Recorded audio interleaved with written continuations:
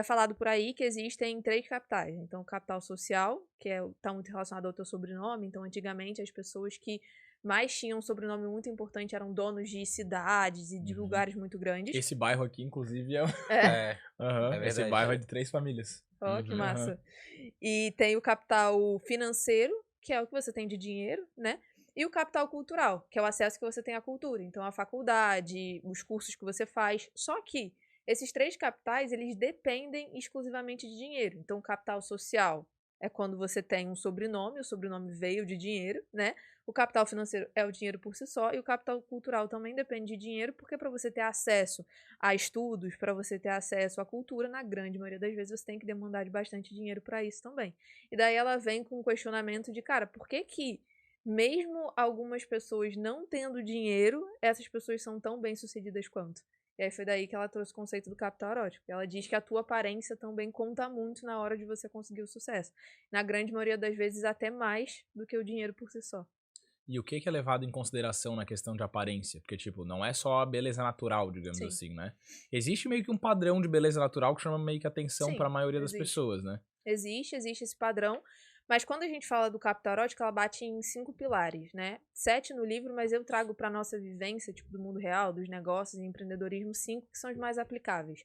O primeiro é a questão da beleza. Então, o que ela chama de beleza, eu chamo de autocuidado. Porque, assim, quando eu falo beleza para as pessoas, elas vão entender que, então tá, se eu nasci feia, então não tem mais nada que eu possa fazer, vou ter que lutar pro resto da vida, sabe? E não é bem assim que as coisas funcionam. Tipo, de fato, eu não sou responsável pelo que me deram, né? Pela minha genética, que veio do meu pai e da minha mãe, eu que lute, né? Tipo, me Sim. deram isso. Vim assim. Agora, eu sou responsável pelo que eu faço com o que me deram, sabe? Então, pô, é mais fácil eu ficar reclamando, ou hoje em dia já existem milhões de recursos que eu posso usar pra poder melhorar alguma coisa que eu não gosto em mim. Eu não gosto do meu corpo, eu vou pra academia, pô.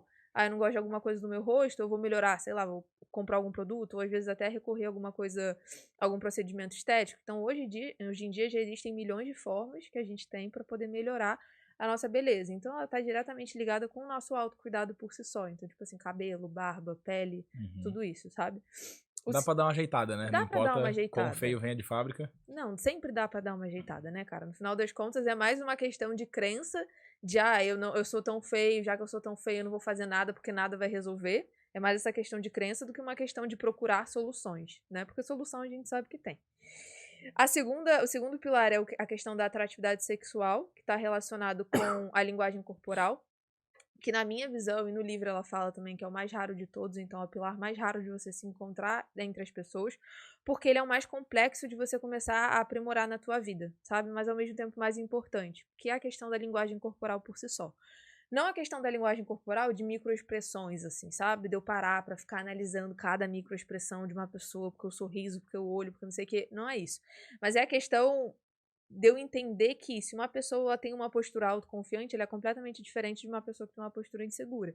Então, se uma pessoa ela entra numa sala, sei lá, mexendo em alguma coisa, agoniada, segurando uma caneta, assim, agoniada, nervosa, olhando pra baixo, de braço cruzado, com a mão no bolso, aquele estereótipo de pessoa insegura, ela vai passar a mensagem de uma pessoa insegura. Não importa o quanto que, por exemplo, eu decore uma apresentação, eu vou ter que apresentar um projeto dentro da minha empresa para poder ser promovido. Eu decorei aquilo, eu sei tudo daquilo.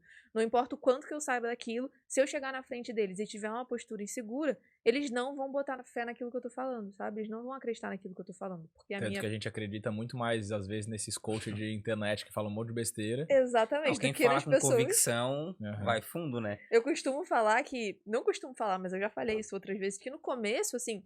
Logo no meu comecinho, quando eu comecei a estudar, na época que eu falava só de relacionamento ainda, eu sabia muita coisa, mas eu sabia muito menos do que alguns caras que, tipo assim, faziam muito menos fama do que eu, mas só pelo fato de eu ter muita convicção naquilo que eu tava falando, as pessoas, elas acabam acreditando muito mais em você do que no cara que fez doutorado, mestrado, que fez um monte de coisa. Por quê? Porque a linguagem corporal, ela importa muito, porque é ela que passa congruência, né?